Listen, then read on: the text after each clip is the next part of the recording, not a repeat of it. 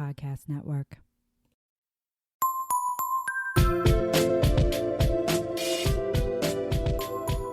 Do you love women's history? Do you love wine? Do you love pride? Well, God, you're in the right place because we're going to talk about all three of those things today. Hello and welcome to Whining About Herstory, the women's history podcast where two longtime gal pals who fucking love each other share a bottle of wine and chat about women from history you probably haven't heard of. I'm Emily. And I'm Kelley. And we're so happy to have you listening. And we're super excited because we're kicking off Pride Month. Woo! Break out the rainbows, people, because shit's about to get proud. Yeah, it is. So if you haven't heard, all month we are going to be covering women that are part of the LGBTQ plus community. And we're super excited. And it was interesting because I had a woman that I've wanted to cover since the beginning, and I was saving her specifically for Pride. And I was terrified Kelley was going to take her from me. I was scared at that moment she was going to be like, oh, I'm covering this lady. And I was going to be like, I love you, but now I have to kill you. I will fight for this. It's going to be gross.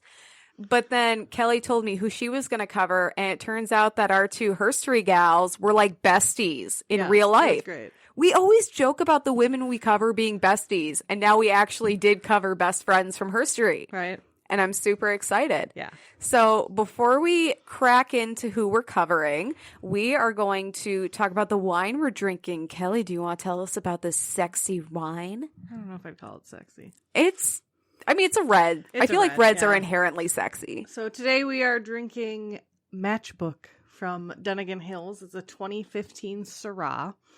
And I feel like it's appropriately titled. Because we are going to talk about lighting shit on fire and rebellion and rising up. Yeah, and all that fun stuff. It's going to be super fun. I'm excited. So according to the signage in the wine store, it says, earthy aromas of leather, plum, and delivers flavors of black cherry, blueberry, dried fruit, and truffles on the palate. The age-worthy Syrah has great acidity and a flavorful and lingering finish.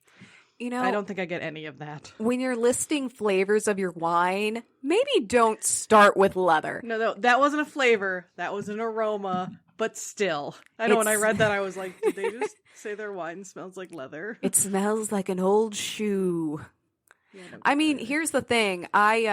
So we were drinking this earlier, and one of Kelley's pugs, butt bumped me, and I spilled the wine all over her couch. All over my couch. Luckily, my couch is like a dark blue. It's probably going to be okay. We addressed it very quickly, but then I tried to, start chugging it, so there wasn't as much in my glass. This is not a chugging wine. No. Do not chug this. Or at least this Syrah is very, very dry. It's not good for chugging. And like the label says, it's got an acidity to it. You're sipping this with dinner. Right. It's good, though. Yeah. I don't think we've done a Syrah yet. No, I don't think so. And this is actually, I was reading the back, and it's like a Syrah blend. It's composed of Syrah 83% and Petite Syrah 17%. I don't know what that means, but it sounds fancy. I know, right? We're amateur wine queens.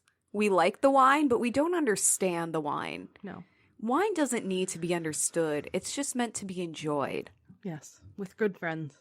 So I think our cheers is pretty easy this week. I think we just need to cheers to the beginning of Pride Month. Heck yeah. Woo, cheers. Clink. I haven't been drinking as much because I'm not feeling the best. I did a bunch of gardening yesterday and I got myself super sunburned. And so now I'm heat sick when you get sunburned and then you're sick the next day. So if I don't sound as wind up, that's why. I was going to say, I downed my glass pretty quickly, although your pug knocked a quarter of it out of the glass, so that helped. I was at the dog park today, and my dogs were being assholes because they were barking at dogs on the other side of the fence. I was trying to get them under control, and I tripped over one of them and fell flat on my face in front of all the other dog parents. So I need this wine tonight. She's just chugging it. I am bruised, and my pride is bruised. I'm just bruised, but it's my own fault. All right. So, Kelley, you're getting us started today, right? Oh, actually, I know we had talked about something we were going to do. So, something we've been doing is a Say Their Name segment where we profile people who are doing awesome things for women's rights in the here and now for the most part. But this month, what we are going to do is just talk a little bit about women who are part of the LGBTQ plus community that you may not have known about. Yeah. And I have one right now who we have actually covered in the podcast, episode 2, Medical Mavens and the First Seagull in Space. Sophia Rivera, who was a central figure of the Edinburgh 7. Yep. She was a lesbian. And I didn't know it. And maybe it's because my research was focused on the Edinburgh 7 and that event versus her. But after we had recorded the episode, I was searching her hashtag and I found all these like pride illustrations. And I was like, oh shit, she had a female partner for many years who was also super badass. And so I basically posted kind of an apology on Facebook and Instagram where I was like, I didn't mention this. Like, LGBTQ plus erasure is a real thing. I would have mentioned it because representation is important. But Sophia Rivera, like, fucking trailblazer. We love you and we recognize you. Right. And another one actually that we've covered that I didn't know because I didn't uncover it in my research was from episode 4. Josephine Baker was bisexual. Yes! And I didn't discover that until I was doing more of my pride research. And yeah, I feel bad that I left that out, but I'm like, literally nowhere mentioned it, probably because she married a lot of men. But yeah, she was bi. She had female partners. But yeah, it's not talked about at all. Especially when it comes to bi people, bi erasure is a real problem. And so we try our best to do our research on the show. We don't get everything. And so this is us just Sophia Rivera, Josephine Baker. We see you. We love you. Yes. All right. So you're getting us started today, aren't you? Yeah, but now I'm like worried that I did the same lady as you. Like, no, we talked about who you were doing. But I'm still like, crap, did she? Yeah, we'll just find out. If we did the same one, we did the same one. I just say her name and I will shut you down so fast if it's the same person. Sylvia Rivera. Okay, it's not the same person. I was like, yeah. Okay, so Sylvia was born as Ray Rivera on July 2nd, 1951 in Bronx, New York. She lived most of her life either in or near New York City, and she was of Puerto Rican and Venezuelan descent. She was abandoned by her birth father, Jose Rivera, early in life and became an orphan after her mother committed suicide. Oh, God. This is a quote from Sylvia. Quote, "My mother was 22 when she decided to off herself. She was having a shaky second marriage. He threatened to kill her and me and my sister. I was 3 years old." End quote. Jesus Christ. Yeah, and so that's what she recounted from the incident. 3 years old, and her life sucks. Yeah. Sylvia was then adopted and raised by her Venezuelan grandmother, who voiced her disapproval not only of Rivera's mixed background that made her skin darker than she preferred, but also of her behavior, which was deemed too effeminate for a boy. Dumb. Yep. After Rivera's half-sister, Sonia, was taken away by her birth father, her grandmother resented her even more, and she often received beatings from her, particularly after Sylvia began to wear makeup in 4th grade. Oh, no. Sylvia was bullied at home and at school. She shaved her eyebrows and wore makeup to school beginning in the 4th grade, and was mocked and called faggots by her classmates in 6th grade, leading her to abandon formal education. You know what's really sad? And here's the thing, you are just getting started. And it's already really apparent how hard her life is. But I feel like you could have said this happened in 2019, and I would have been People like, yeah, I still believe it. You. Oh, yeah. Yeah. After years of switching between living at her grandmother's house, living at a Catholic boarding school, and living with various family friends for long periods of time, 10-year-old Sylvia Rivera left home and began life as a sex worker, hustling near Times Square. On the streets, specifically 42nd Street in New York, she found an eclectic tribe of sex workers, street queens, as poor trans youth, some of them who performed sex work and some of them who were just homeless, then identified themselves, drag queens, and members of the gay community. She gave herself the name Sylvia Rivera in a ceremony attended by some 50 of her friends and peers. So she had, like, a naming ceremony. Yeah. She, found her tribe and was like, no, I'm starting over. Which is beautiful. I love that they made a really big deal about her kind of owning her identity and being like, no, this is who I am, and I'm telling everyone. Beautiful. That she's like, no, I am a she, and this is my name. That's awesome. Yeah. Good for you, Sylvia. So we're going to jump in time a little. And at the time, bars such as mafia-run gay bars, such as the Stonewall Inn in Greenwich Village, were the only safe spaces where queer people could come together and form their own de facto community. Even though gay bars were not illegal at the time, spaces frequented by the community were still regularly raided. Patrons were subjected to police brutality, and drag queens and transgender folks were often arrested for the clothing they wore. It was, by all accounts, an arduous life. Rivera and her peers were regularly beaten up by the cops, Johns, and even each other. Rivera would eventually serve 90 days on Rikers Island, sent to a cell block kept for perpetrators of gay crimes. Yeah, because it used to be, I mean, here's the thing, there's still a lot of discrimination, but being gay or a part of the LGBTQ plus community was straight up criminalized. Right. And even though, like they said, even though gay bars weren't illegal, they still persecuted them strongly. Well, and what it was is that bars that served gay people weren't allowed to have liquor licenses. So if they were serving liquor to gay people, then it was illegal. But I'm sure a lot of them didn't get arrested because, like my notes said, a lot of them were mafia run. Mm-hmm. So, you know, the cops probably aren't going to fuck with that, but they'll fuck with the patrons. Oh, for sure. Exactly.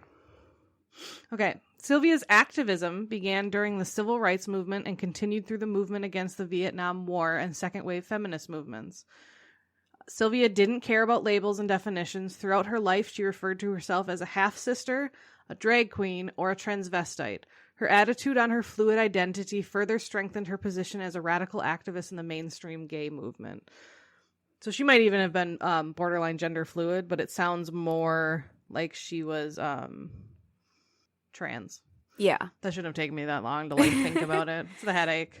But my gal has some of that too, where other people kind of were like, well, we refer to her today as transgender, but she might have been more like gender fluid or, you know, just non-gender conforming. Right. I like the referring to herself as a half sister. I like that too. I like that. One day, as Sylvia was hustling on 42nd Street, she spotted an older black queen, Marsha P. Johnson, who she was immediately drawn to. Fearless in both her appearance and her approach to life, Sylvia marched right up to Johnson and struck up a conversation. Marsha ended up inviting Sylvia out for a spaghetti dinner and took her under her wing, teaching her how to apply her makeup and the rules of the street. The pair remained friends for the rest of their lives and participated in many of the most significant early gay liberation struggles together. If you haven't guessed it already, I'm covering Marsha P. Johnson. Yeah. Sylvia has said that she was a regular patron at the Stonewall Inn and was present on June 28th, 1969, when the Stonewall Inn was raided.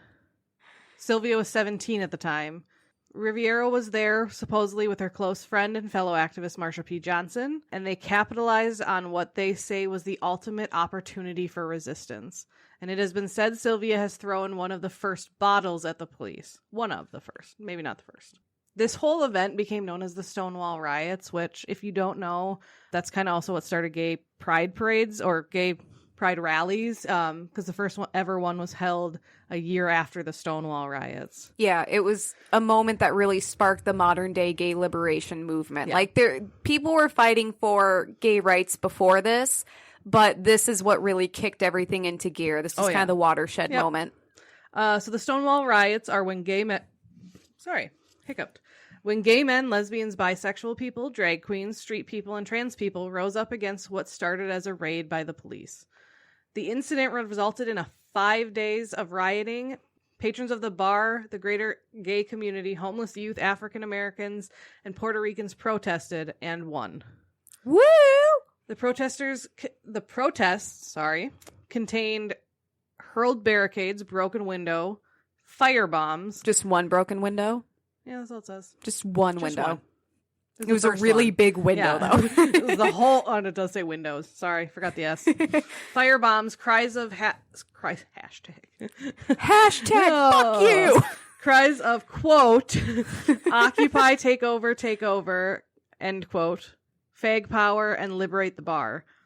In an interview with transgender activist Leslie Fenberg, Sylvia stated that she had told her comrades as the riots began, "I'm not missing a minute of this. It's the revolution."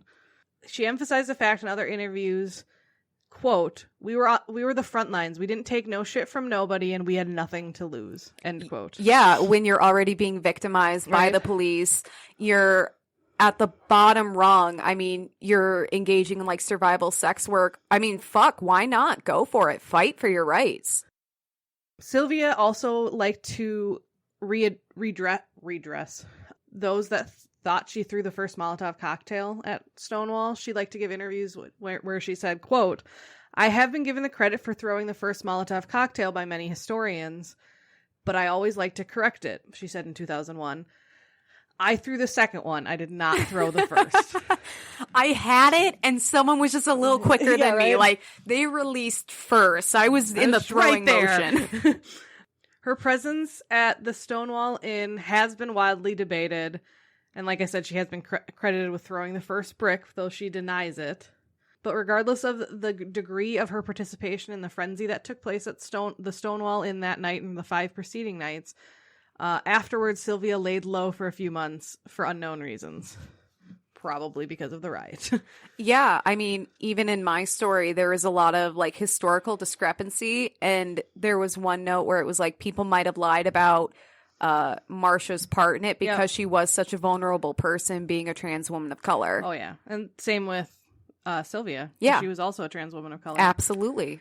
So after her months of laying low, her friend, Marsha P. Johnson, told her about meetings of the Gay Liberation Front, or GLF, and she jumped at the chance to become involved in the activity emerging in the aftermath of Stonewall. Despite Sylvia's enthusiasm to be involved in these newly formed groups, such as GLF or the Gay Activist Alliance, which would split from GLF later, from the beginning, her identities as a street worker, a drag queen, poor, and a Latina were troubling to the largely white middle-class activist groups. Mm-hmm. So that's really... I get more into that in a little bit. And we still have those issues in modern-day civil rights movements. Oh, yeah. It's like the civil rights movement of the 60s was focused on Black men versus Black women, and especially if you were a member of the LGBTQ plus community and Black, it was about you. No, not at all. Even modern day feminism, that's why it's so important to be intersectional and not be a fucking TERF. Right. So Stonewall incited a fervor in Sylvia to keep going, to keep fighting for the voices of the marginalized within the gay rights space. She challenged the way predominantly white gay and lesbian community approached activism from a middle-class perspective. Sylvia wanted their activism to be more progressive, to include in their fight the rights of transgender individuals, including people of color, the homeless, and the incarcerated. She challenged multiple communities through her activism, also working with the Puerto Rican activist organization, the Young Lords, hoping that the Puerto Rican and Latinx communities would acknowledge the reality of gay and transgender people. And she also worked with the African American youth, particularly the Black Panthers. So she's getting involved. I was going to say she's kind of dipping into everything. Yeah. Well, and it's so important because if your movement is leaving out a huge section of the community, well, it's not really doing that much good, especially considering who was at the Stonewall Inn.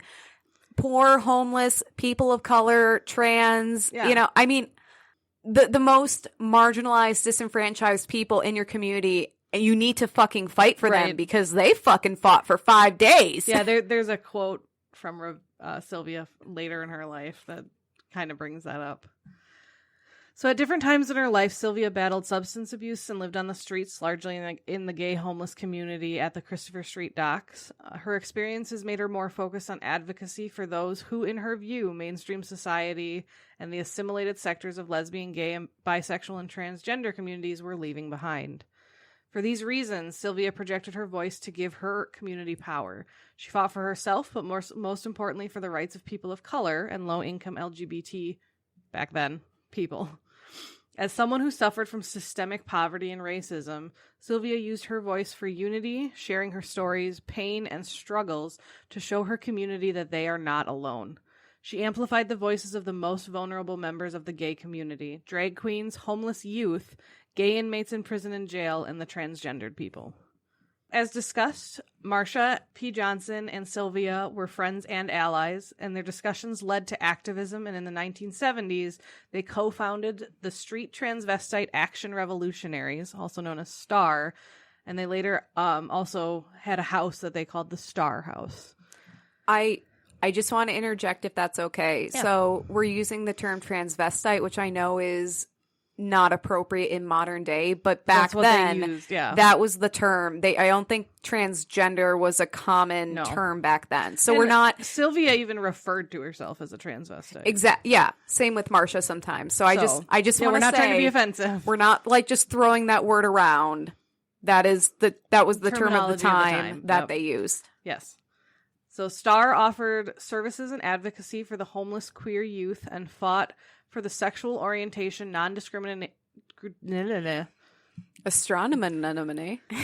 Sexual Orientation Non-Discrimination Act in New York. That act prohibits discrimination on the basis of sexual orientation in employment, housing, public accommodations, education, credit, and the exercise of civil rights. Stuff we shouldn't have to fight for, right? But we do. So as she continued on her civil rights, stuff that she was doing, her badassery, she was banned from the New York's Gay and Lesbian Community Center. Oh shit! After she destroyed a desk in the lobby, enraged because she felt the center did not address the needs of transgender homeless youth who slept in front of it. Well, it kind of sounds like they fucking didn't. Right. Sylvia tended to stand out wherever she went. She was magnetic, loud, and demanding. In the 1960s, most gay organizations were made up of white middle-class gays in groups such as the GAA, which I mentioned. Historian and biographer Martin Duberman notes that the friction that Rivera's presence brought in the mainstream gay movement, quote, a Hispanic street queen's transgressive being produced automatic alarm. Sylvia was from the wrong ethnic group, from the wrong side of the tracks, wearing the wrong clothes, managing single-handedly and simultaneously to embody several frightening overlapping categories of otherness. This is horrifying because she's even being rejected by her own community. Right. Yeah. Just because for racism. Terrible. Racism and being afraid of transgender people. Yep. That's awful. And she's fighting so hard for them. She really is. So while Sylvia had supported the passing of the gay rights bill in New York, which I mentioned, barred discrimination based on sexual orientation, by the time, she supported it because it originally included the support for the transgender community. But by the time it was passed in 1986, sorry. She is getting really into it. And she's like smacking her phone against the glass. Sorry. So by the time the bill was passed in 1986, which was 17 years after Stonewall, language denouncing gender discrimination had been removed. So yeah. And this is a quote from Sylvia. Oh no, this is from someone else. But no, this is her. Sorry. Sylvia said, quote, they have a little backroom deal without inviting Miss Sylvia and some of the other trans activists. The deal was, you take them out, we'll pass the bill. End quote. I was going to say, when you're using entire groups of people as this like compromise. So basically like, take out the trans people and we'll pass the bill. Have you ever listened to Hamilton? Yeah. I know I talk about Hamilton constantly. Yes, I have and listened to it's not appropriate because this is a women's history podcast. But there is a song that didn't make it into the show where it's a debate between Hamilton and some other members of Congress about whether or not to free the slaves. Oh. And it's basically, they were like, well, we're going to piss off the South if we free the slaves. The country's too young. It's too new. We can't afford splitting everything up this early on. Yeah. Hopefully the next generations will have a better solution. And so the fact that they like made this gross compromise on hundreds of thousands of people's lives and in the future of our country. Oh, yeah. Because we are still feeling the ripple effects of that. Oh, yeah. Is just mind-blowing, and that's exactly what's happening here. Yep. They're just like, we can take out this one group. But it's like, how bad that makes it? Because trans people are still having problems fighting for their rights. Oh, yeah. No, it's like, I think the average lifespan or life expectancy is like 24 or 25. Wow. Because there is so much violence. And actually, I don't have their names written down, but just in the past few months, there were 3 trans women of color murdered in this country. Yeah, it was heartbreaking. One of them had just recently been the victim of a hate crime assault. Mm-hmm. And it's terrible. And this is part of it. This is fucking part of it. Yep. So after when that passed, she felt the community she and her trans siblings had fought for all these years at Stonewall and beyond, been arrested for and beaten for, had sold them up the river. When she discovered this, Sylvia's response was, quote, "Hell hath no fury like a drag queen scorned." Oh my God. That is amazing. I know. I'm like, I could totally see her. Like, when you see pictures of her, I'm like, yeah, I could totally see her saying that. She is fucking fierce. I know. I love her. So when that happened, she stopped working with the GLF and GAA, like the great, Understandable. And she kind of stopped being a part of the gay rights movement in general for 3 or 4 years because the organizations began to publicly denounce and ignore her. Yeah, that's heartbreaking. Heartbreaking. I didn't expect the gay civil rights groups to be the enemies in this story. She would return some 20 years later for the 25th anniversary of Stonewall, asked to participate by the Pride Parade's organizing body. Quote, "The movement had put me on the shelf, but they took me down and dusted me off. Still, it was beautiful. I walked down 58th Street and the young ones were calling from the sidewalk, 'Sylvia, Sylvia, thank you. We know what you did.'" Oh my God. And that after that, I went back on the shelf. It would be wonderful if the movement took care of its own. So, like, she's like, yeah, this was a wonderful moment, but it sucks that they only used me when they needed me. It was kind of more of an ornamental thing versus inviting her back to the movement. Right. Oh my God. I know. It's a little sad. All right. It's super sad. Yeah. So in 1973, at the Christopher Street Liberation Day rally in New York City, Sylvia, representing STAR, gave a brief speech from the main stage in which she called out the heterosexual males who were preying on vulnerable members of the community. Sylvia espoused what could be seen as a third gender perspective, saying the LGBT prisoners seeking help did not write women, they do not write men, they write to STAR. At the same event, she got on stage amidst boos from the crowd and said, quote, "I had to fight my way up to this stage. People that I called my comrades in the movement literally beat the shit out of me."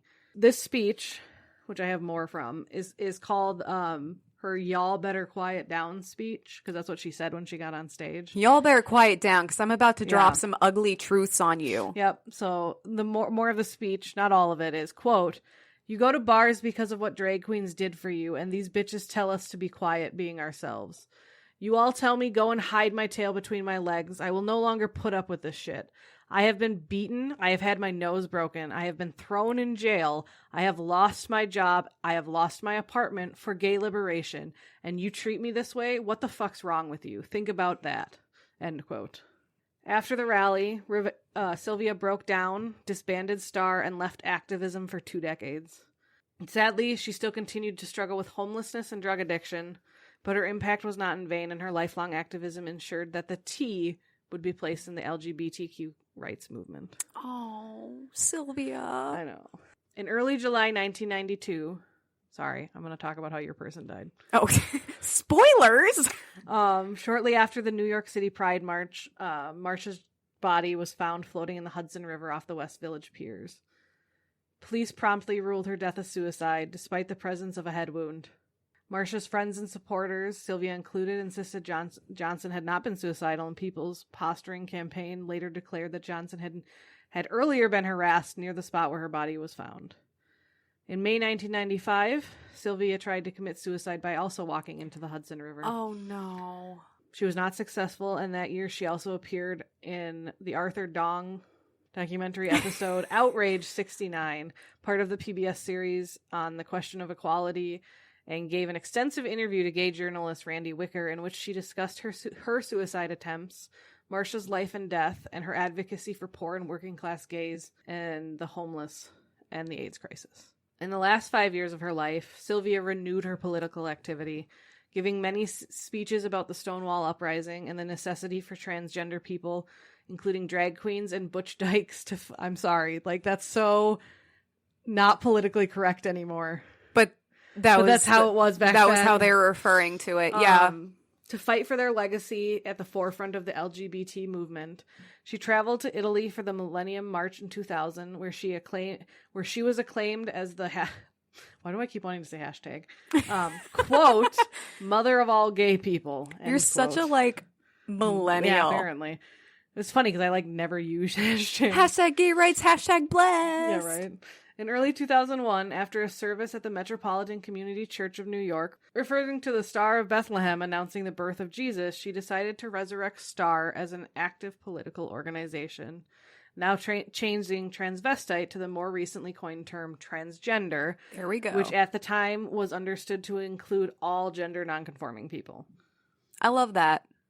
Star fought for the New York City Transgender Rights Bill and for a trans-inclusive New York State Sexual Orientation Non-Discrimination Act. Star also sponsored street pressures for justice for Amanda Millen, a transgender woman who was murdered in 2000. Oh, Jesus. Sylvia attacked human rights campaigns and Empire State Pride agenda as organizations that were standing in the way of transgender rights. On her deathbed, she met with Matt Foreman and Joe Grabars of ESPA to negotiate transgender inclusion in its political structure and agenda. So she is on her deathbed and she's still like, fighting. If you fucking leave us out, I will haunt you forever. Right. Sylvia was angered by her perception that the significance of drag queens and drag culture was being minimalized by the ostensibly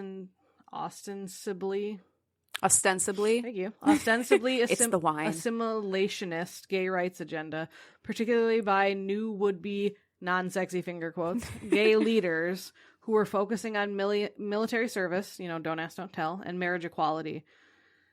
Sylvia's conflicts with these new LGBT groups were emblematic of the mainstream LGBT movement's strained relationship to the radical politicals of many of the early gay liberation activists.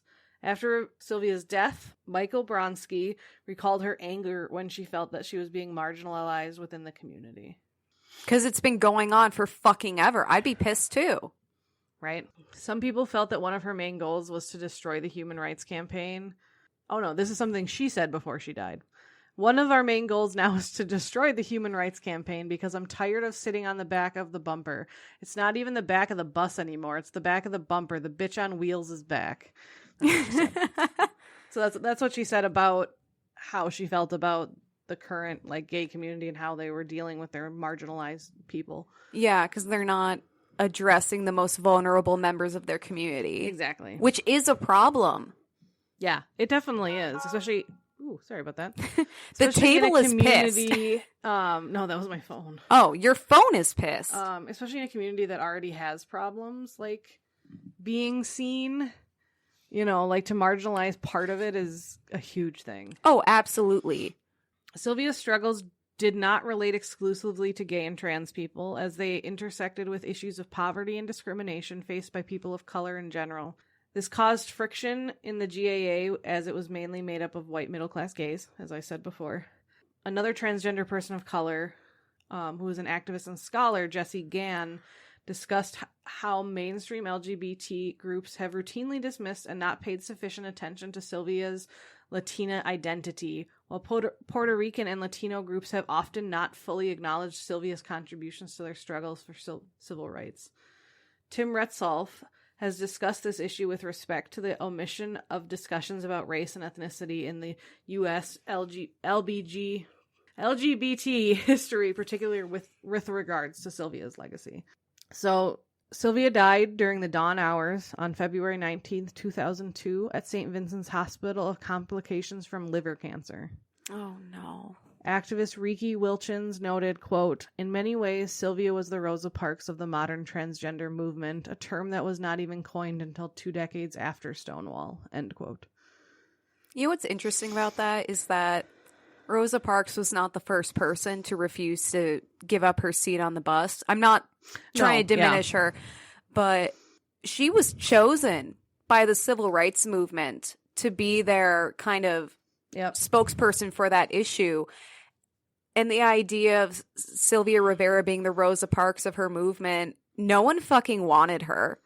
Right. No one wanted her around. No one wanted to listen to her issues No. because she was a woman of color and she was poor. Yep. And transgender. And transgender. Not, they were kind of like, no, you're too different. Exactly. They're like, well, let's just focus on like us and then we'll get to you and we'll bargain with your life in legislation. It's terrible. So I wrote tributes, but it should have been legacy because that's kind of our thing. So there are street signs in New York's Greenwich City named in Sylvia's honor. One of the activists said, quote, "We have to be visible. We should not be ashamed of who we are. We have to show the world that we are numerous and there are many of us out there." End quote. Okay, so named in her honor and established in 2002, the year she died, the Sylvia Rivera Law Project is dedicated to, quote, "to guarantee that all people are free to self-determine gender identity and expression, regardless of income or race, and without facing harassment, discrimination, or violence." End quote. So that's pretty nice. awesome I'm they have glad. that. I'm guessing it's a law firm that maybe helps people, like if they do get in trouble. I'm glad they're acknowledging her too, and it's like, this is what you fought for this whole time. We're going to pick up the torch and continue carrying it for you. It's beautiful. In January 2007, a new musical based upon Sylvia's life called Sylvia So Far premiered in New York at La Mama, in production starring Bianca Leigh as Sylvia and Peter Proctor as Marsha P. Johnson. Oh my God, I want to see that. I know. I wonder if it's still around or like you can find a tape of it. I want to see if the soundtrack is on Spotify. Right? We might have to see. The spring 2007 issue of Centro, which is a journal of the Center for Puerto Rican Studies, was dedicated to Puerto Rican queer sexualities and published by Hunter College, which included a special dossier on Sylvia Rivera, including a transcription of a talk by Sylvia in 2001, as well as 2 academic essays exploring the intersections of Sylvia's trans and Latina identities. Good. Yeah.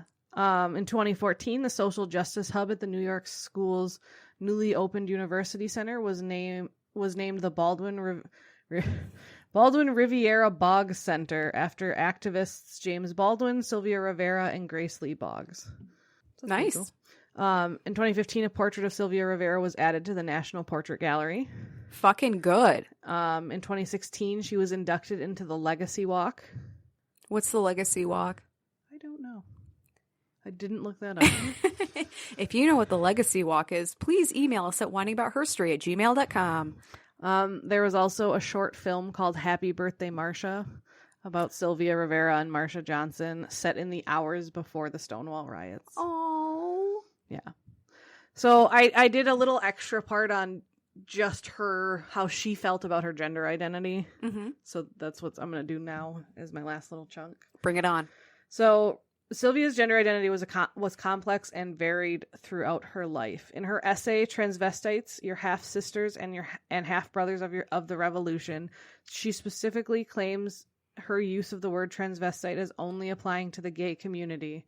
Quote, "Transvestites are homosexual men and women who dress in the clothes of the opposite sex." End quote. In interviews and writings in her later years, most notably in her 1995 interview with Randy Wicker and her 2002 essay, Queens in Exile, The Forgotten Ones. I want to read that. Yeah. She expressed a fluid take on gender, referring to herself alternatively as a gay man, a gay girl, a drag queen / street queen, and again as a gay man. Embodying all of those experiences and seeing none of these identities as excluding to the others. Okay.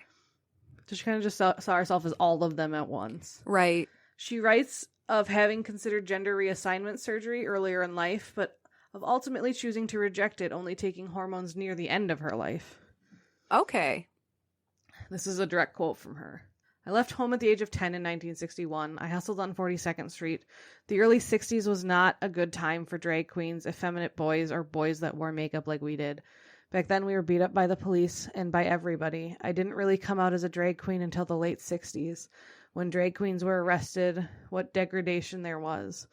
I remember the first time I got arrested, I wasn't even in full drag. I was walking down the street and the cops just snatched me up. People now want to call me a lesbian because I'm with Julia, and I say no, I'm just me. I'm not a lesbian. I'm tired of being labeled. I don't even like the label transgender. I'm tired of living with labels. I just want to be who I am. I am Sylvia Rivera. Ray Rivera left home at the age of 10 to become Sylvia, and that's who I am.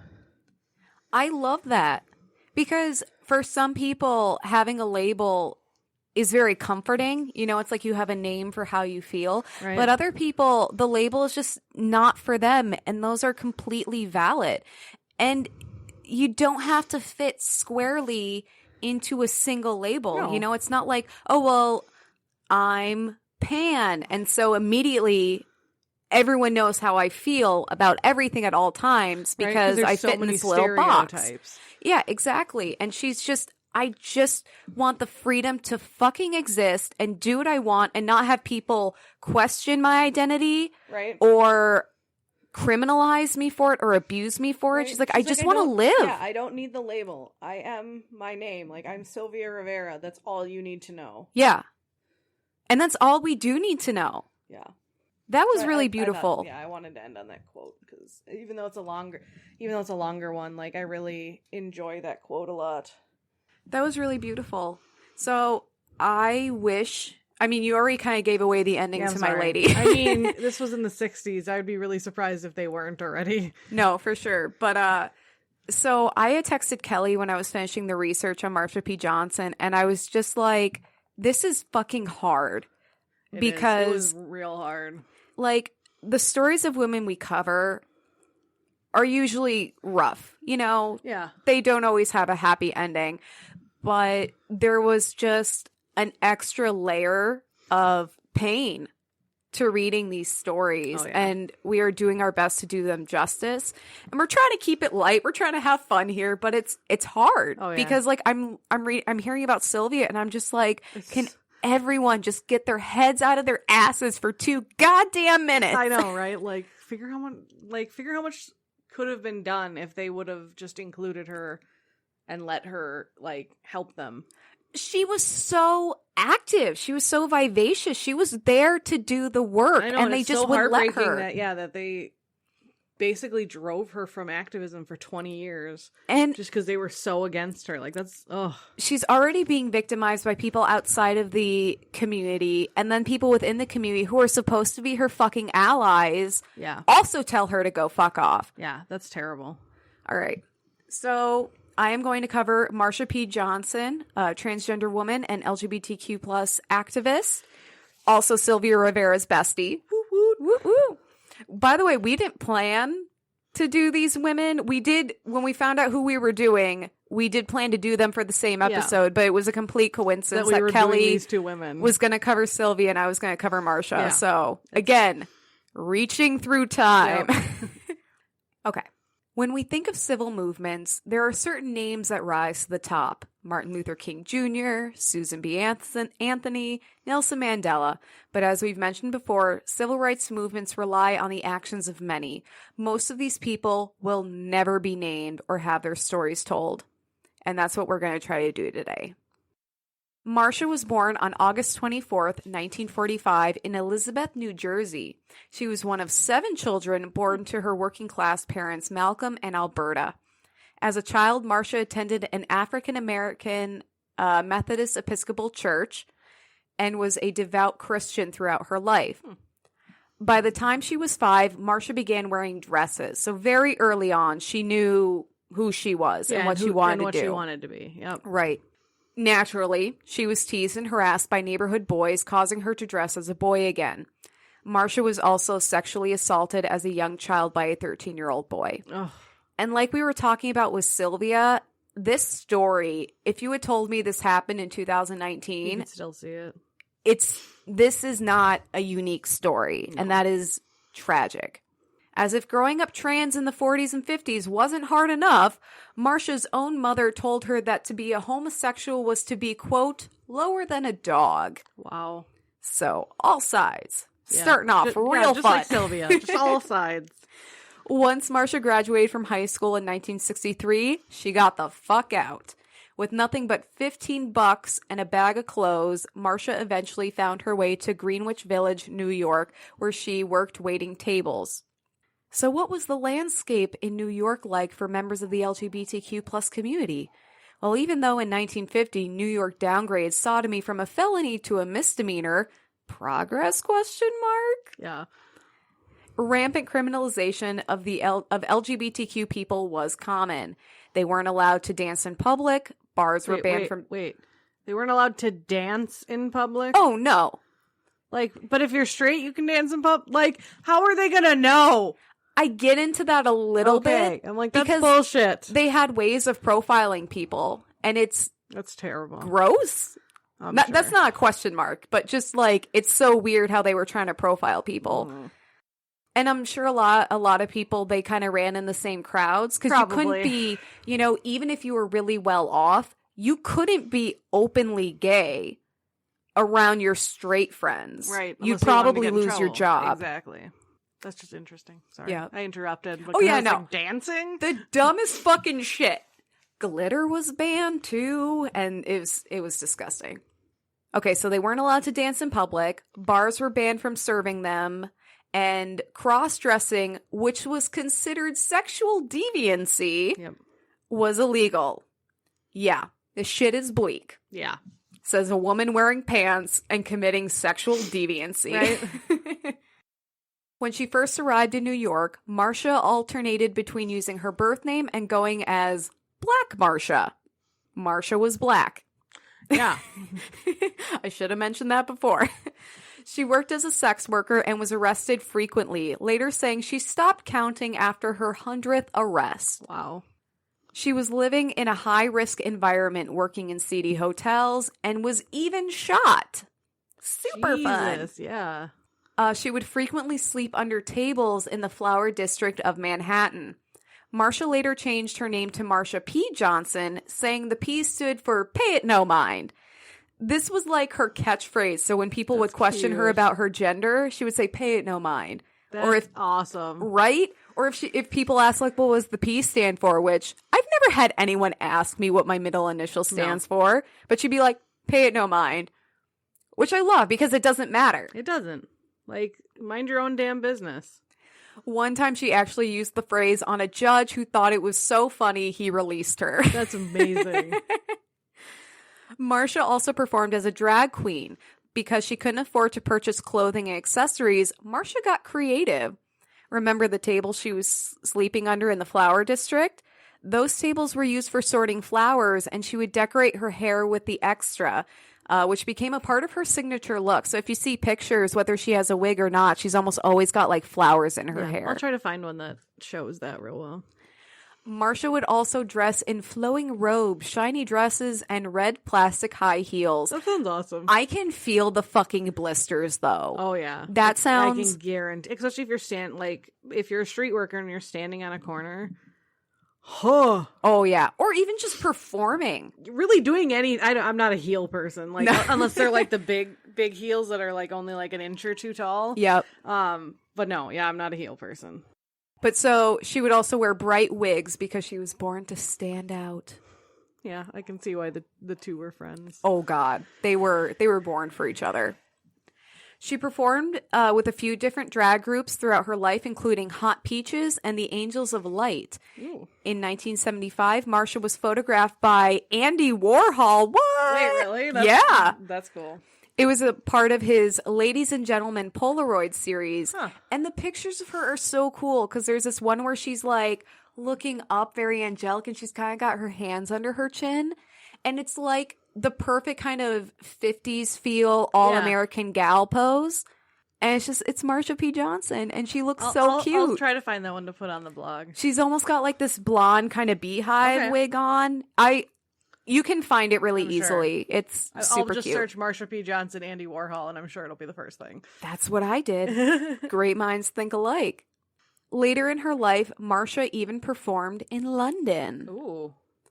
Okay, now I'm getting to the Stonewall Uprising. So I know you referred to it as the Stonewall Riot. I think I referred to it as both, because I know later in my notes it said uprising, but initially it said riot. So the event is known by both, but I personally like the term uprising more because it connoted that like this was a response to rampant brutality and victimization. It was and they won. It wasn't just like they rioted like at, you hear people riot after their team loses a football game. It wasn't that. Like, no, these people got shit done. Yeah.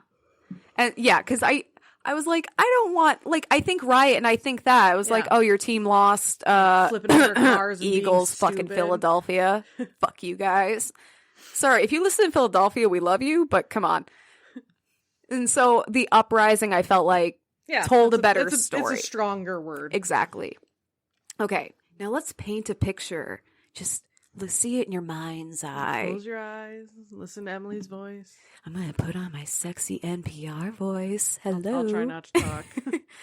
Okay, as we mentioned, being a member of the LGBTQ plus community was criminalized, and the police arbitrarily exerted their power against them. It was common practice for cops to raid known gay bars to arrest and harass patrons. The Stonewall Inn was one such place. Owned by the mafia, it was a haven for the most marginalized people in society, including sex workers, homeless youth, and members of the LGBTQ plus community. It was the only gay bar in New York City where dancing was allowed. Ooh. They actually had 2 dance floors. That's awesome. Yeah. No wonder that was like the place to be. To protect the Stonewall Inn against Lily Law, Alice Bluegown, and Betty Badge, which were fun nicknames for undercover cops. That's fantastic. I love it. Like, that's very creative. Next time I see a cop, I'm going to go, oh, there goes Lily Law. Yeah, right. Betty Badge.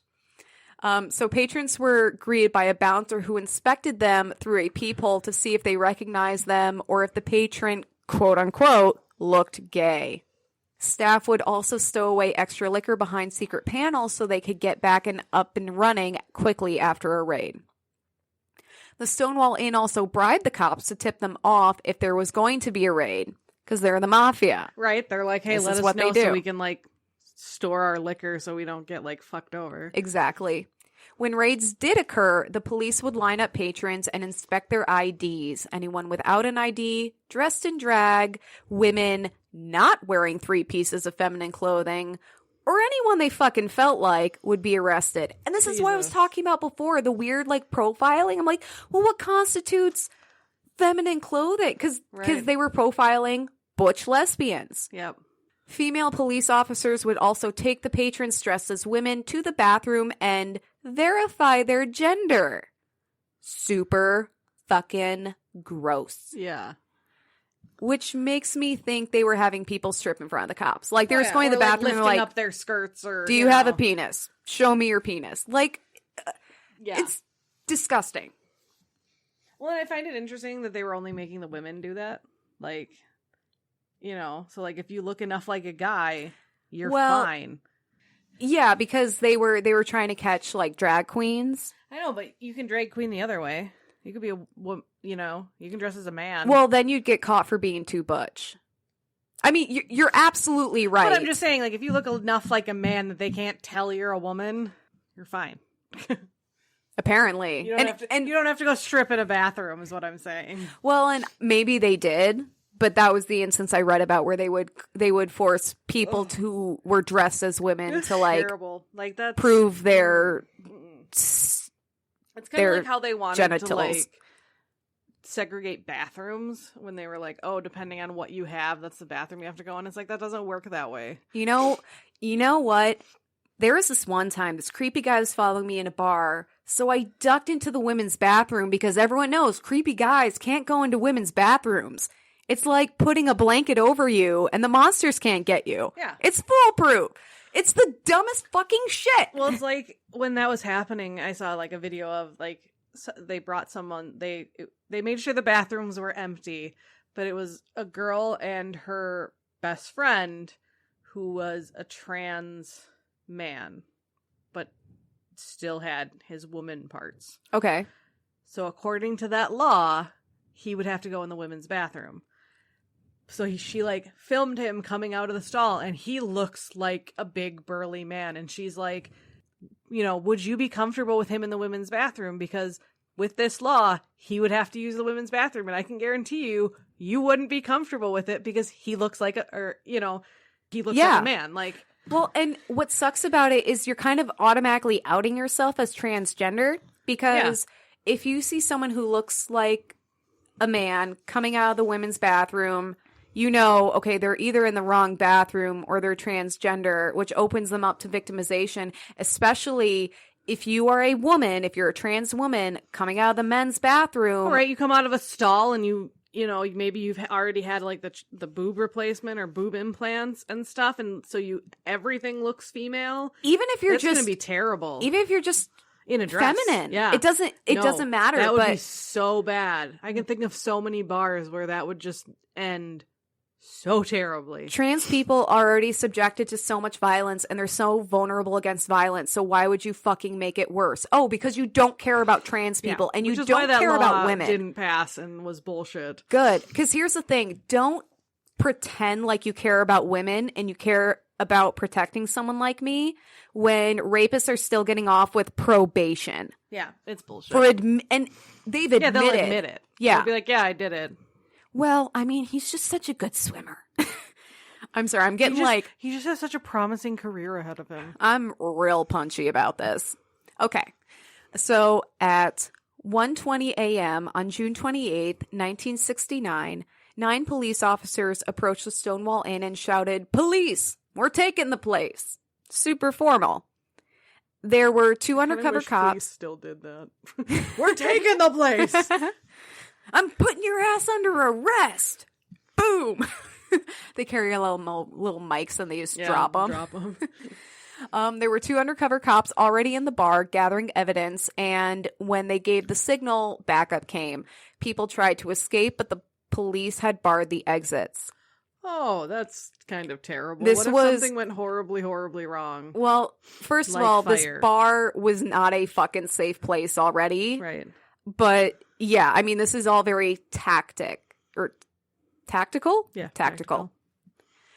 This raid was different. The police were there to shut down the bar for good. Historian David Carter argues that the reason for this was because the police couldn't get kickbacks from the bar for looking the other way when it came to the bar's shady activity and owners, because remember, they're fucking mobsters.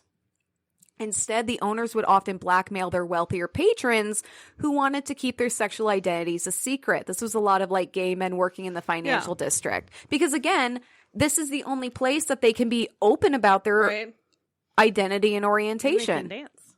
And they can dance. Stuck on the dancing over here. Dudes just want to dance, man. This made them more money than the liquor sales did. Me and the cops got fewer kickbacks. Carter argues that since there was no more or less in financial benefit, the cops decided to shut down the Stonewall Inn for good. Might as well, yeah. Yeah. Oh, well, this isn't benefiting us, so fuck you guys. And here's another thing. This is a haven for these people, and they're still being taken advantage of by the people who own the bar. Right. It's terrible. Yeah. During the raid, some of the officers began sexually assaulting the women while frisking them. Oh, my God. This is gross. It's only going to get worse. I know. Some people were released by the police, but instead of getting the fuck out, they stood outside and a crowd began to form. Between 100 and 150 people gathered, and some began to taunt the cops by performing or saluting them sarcastically. As the cops began loading people into patrol wagons, there were shouts from the crowd of "gay power" and others saying, "we shall overcome." Tensions mounted between the police officers and the growing crowd and finally exploded when a woman being arrested tried to escape and was beaten with a baton. Some allege this was Stormy DeLarveri, including Stormy herself. Stormy was a lesbian who frequented the Stonewall Inn and a gay rights activist. She recalls she shouted at the crowd, "Why don't you guys do something? Like, I'm getting the shit beat out of me. Yeah. There's like 100 some of you fuckers. Help." Finally, things boiled over, and the police's attempts to control the crowd only antagonized them more. The police retreated inside the bar, completely overwhelmed by the crowd. In response, the crowd tried to bust into the bar and set it on fire. The officers managed to escape and the fire was extinguished. The crowd eventually grew into the thousands and the uprising lasted until July 1st. All of the abuse, harassment, and dehumanization boiled over, and the crowd would not be silenced. The Stonewall Uprising was not the beginning of the gay rights movement, but it was certainly a watershed moment that resulted in mass awareness across the country and encouraged members of the LGBTQ plus community to mobilize. It sparked the birth of the Gay Liberation Front, the first group to publicly advocate for gay rights. Oh yeah, it was a huge turning point. 1969, and we have the first civil rights group dedicated to gay rights. Yep. That is way too long. Oh yeah. The Stonewall Uprising also gave birth to the first Pride Parade, which was held on the 1-year anniversary. So that's just kind of about the Stonewall Uprising a little bit. I didn't know, because I went semi into it, but you went way more in depth, so it's good. Well, because I didn't know, and I was like, I can always just skip this part if I need to. So there were a lot of legends surrounding the Stonewall Uprising and Marsha's part in it. Some say she threw a brick at a cop. Others say she threw a shot glass into the burning bar, shouting, "I got my civil rights."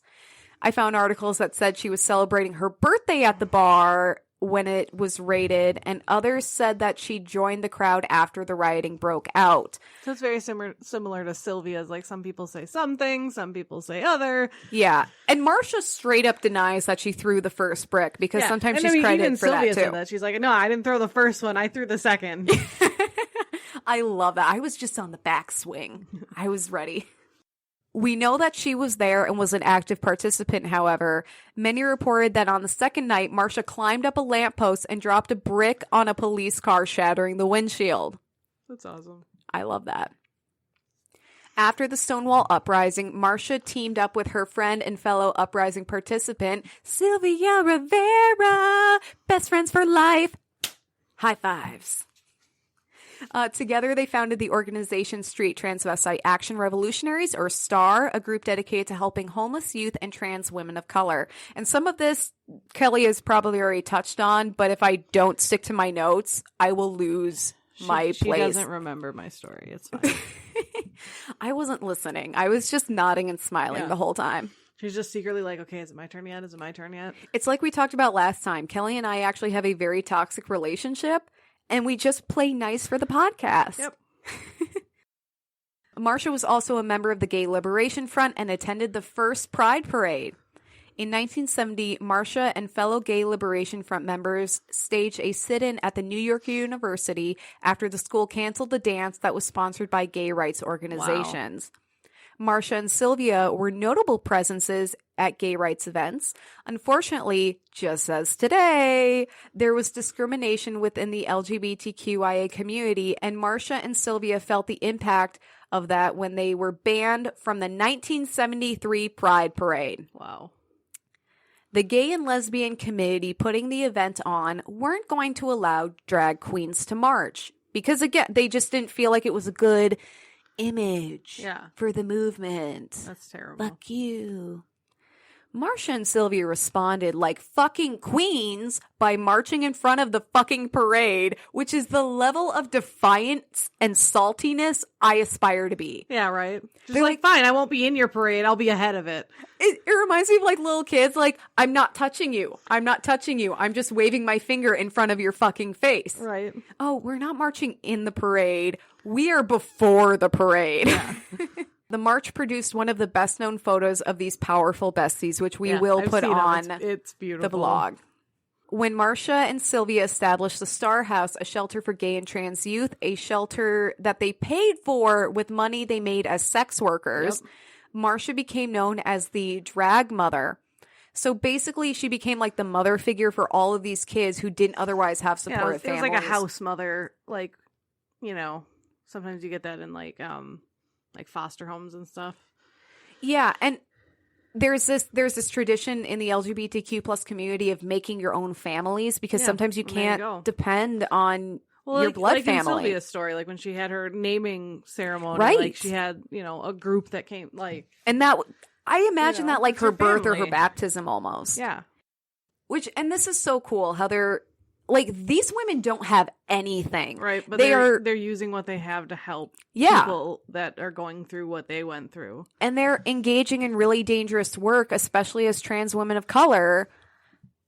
just to provide help for these disenfranchised kids. Yeah. It's beautiful. But no, like, let's just kick them out of the gay rights movement. Whatever. Right. The shelter provided clothes, food, and support to the youths it housed. Marsha continued her activism throughout her life, becoming an organizer and marshal with ACT UP, an AIDS advocacy group. Though Marsha was an avid activist, she was still struggling just to live. She suffered her first mental breakdown in 1970 when she walked up and down Christopher Street, the same street the Stonewall Inn was on, naked. She would sometimes lash out and become aggressive. She called this side of her Malcolm, which was her birth name. And I tried not to use that name in the story because I didn't want to get into dead name territory, but she called this side of her Malcolm. And when she slipped into this persona, she would act masculine and aggressive. Yeah, and the reason I included Sylvia's birth name is because, like that quote at the end, she says, no, I was this person, but when I left home at 10, that person stayed there. And I read that some people thought that this was like a form of schizophrenia. Definitely could be. She struggled her whole life with homelessness, engaging in survival sex, and mental illness. As a marginalized person, she didn't receive much help. In 1992, shortly after the Pride Parade, Marsha's body was found floating in the Hudson River. While the police originally ruled it as a suicide, as Kelley mentioned, her friends insisted that she was not suicidal and noted the fact that she had a massive head wound on the back of her head. Yeah, that's not super sketchy at all. Oh, no. Head wounds, they just spontaneously happen sometimes. Don't you always have a head wound? Maybe when she was in the middle of jumping into the river, an owl came and just slashed her in the back of the head. That was exactly it. Have you seen the staircase? Yeah. The fucking owl? Yeah.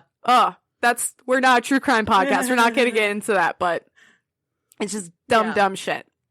Sylvia was one of the people who argued against the suicide ruling, saying that she and Marsha had made a pact to cross the River Jordan, aka the Hudson River, together. Aw, that's sad and, like, lovely and so many emotions. I know. No, they were ride or die. They were best friends. And they're like, if we're going to go out, we're going out together. Yeah, I mean, we're going to stick together until the bitter end. Witnesses came forward and reported that they had seen Marsha being harassed by thugs and who were using homophobic slurs. There was also reports of a man who bragged at bars that he had killed a drag queen named Marsha.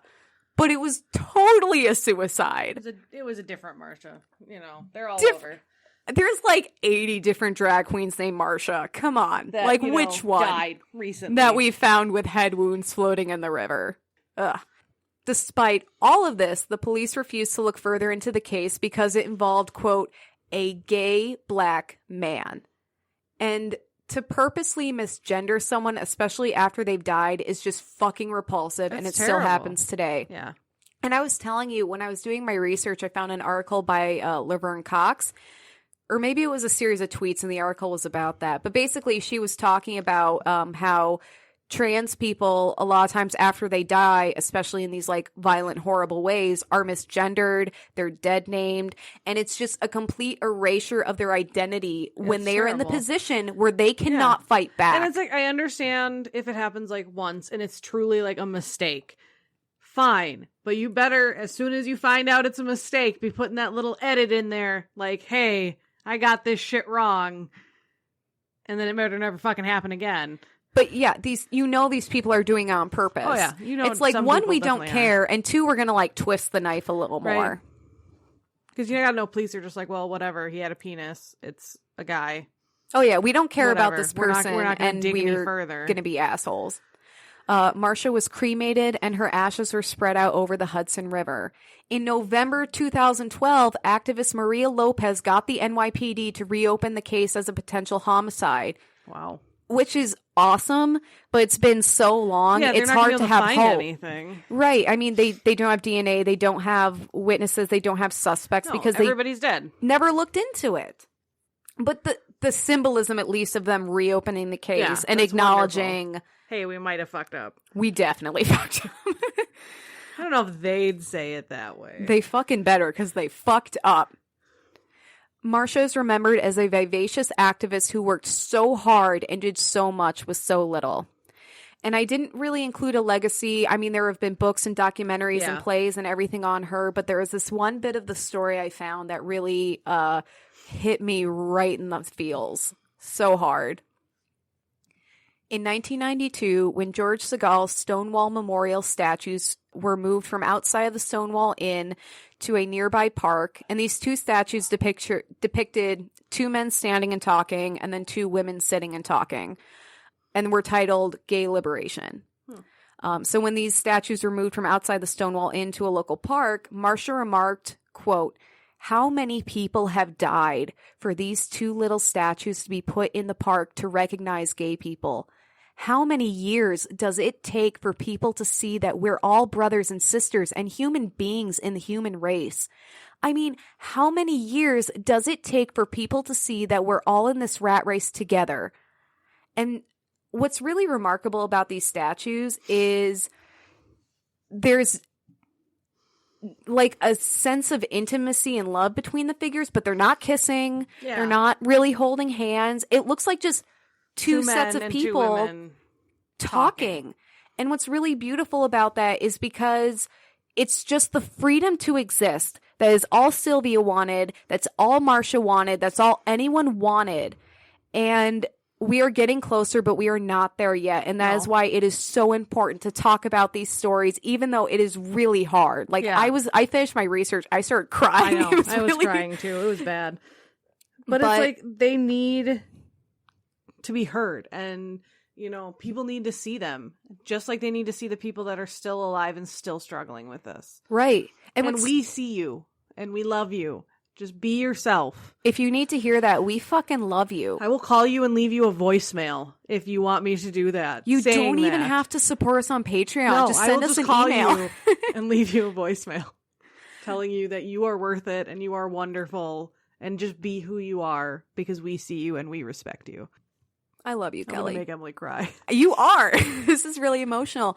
Something that's cool, though, is just recently, and I shared the article on our Facebook page, is there is a big mural in, I want to say Dallas, it's somewhere in Texas, that depicts Sylvia Rivera and Marsha P. Johnson, and Sylvia Rivera next to her face. It's got this long quote about her about like, finally, this was the moment, this was the resistance, and we weren't going to be silenced. And then next to Marsha, it's just pay it no mind. Which is awesome. I love it. All right, but yeah, that's Marsha P. Johnson and her bestie Sylvia Rivera. So Kelley, what are you thankful for today? I am thankful. I think we need a pick me up. What little progress we have made on these issues, because even though it's taken forever, any progress is progress, and hopefully now, you know, as our generation becomes into power, essentially, you know, I think things are going to start changing a lot faster. And I think, you know, there's going to be a lot of movement in the next few years. And I think it's going to be for the positive.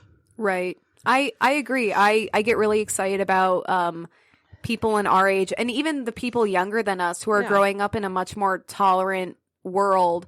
And here's the thing. It is not fucking perfect. And especially depending on where you are, it can be really bad.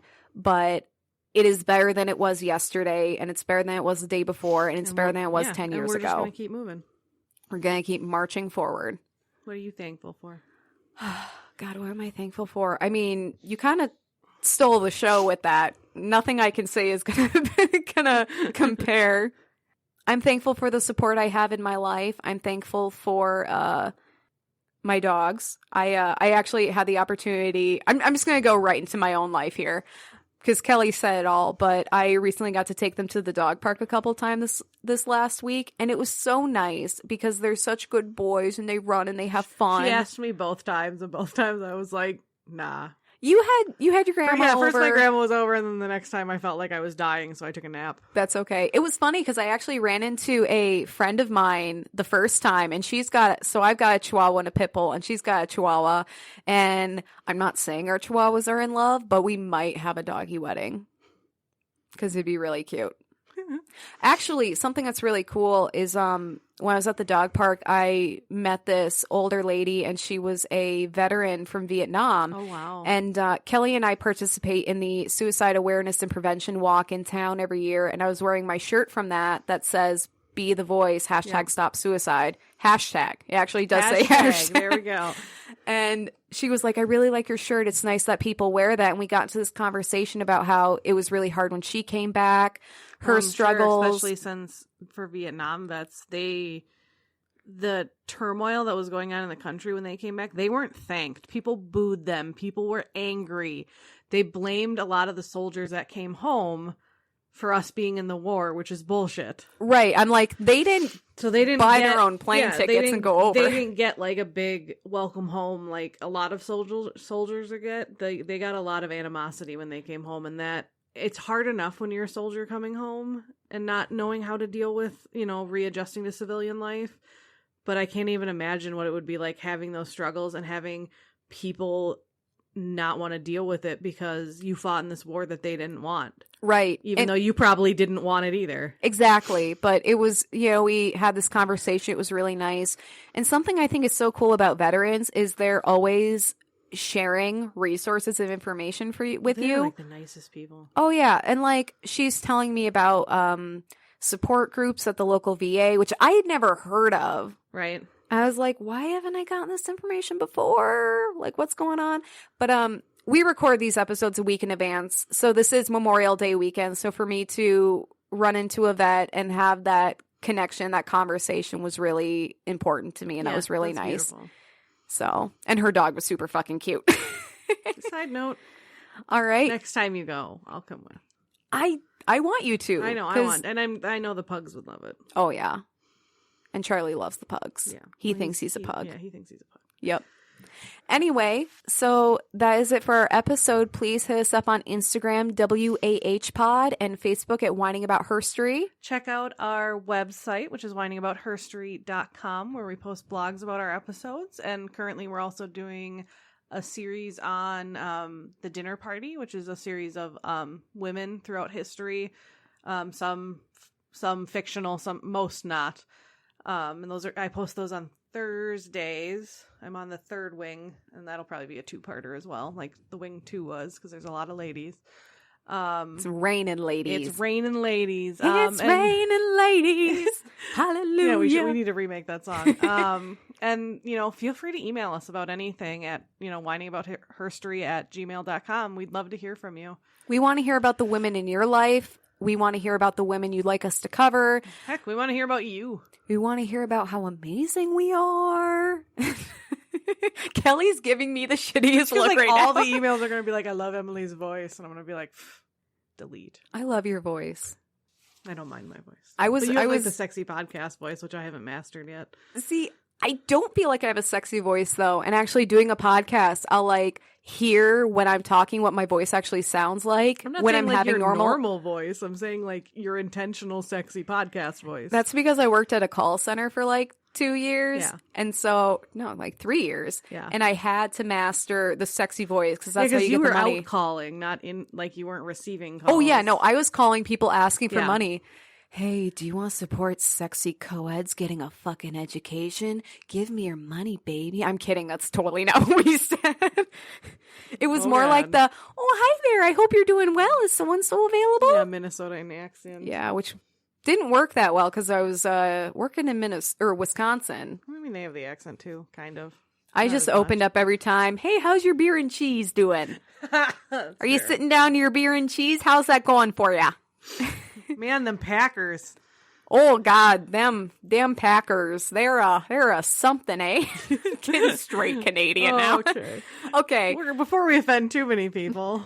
Thank you so much for listening. This has been Whining About Herstory. I'm Emily. I'm Kelley. And have an empowered day. Bye.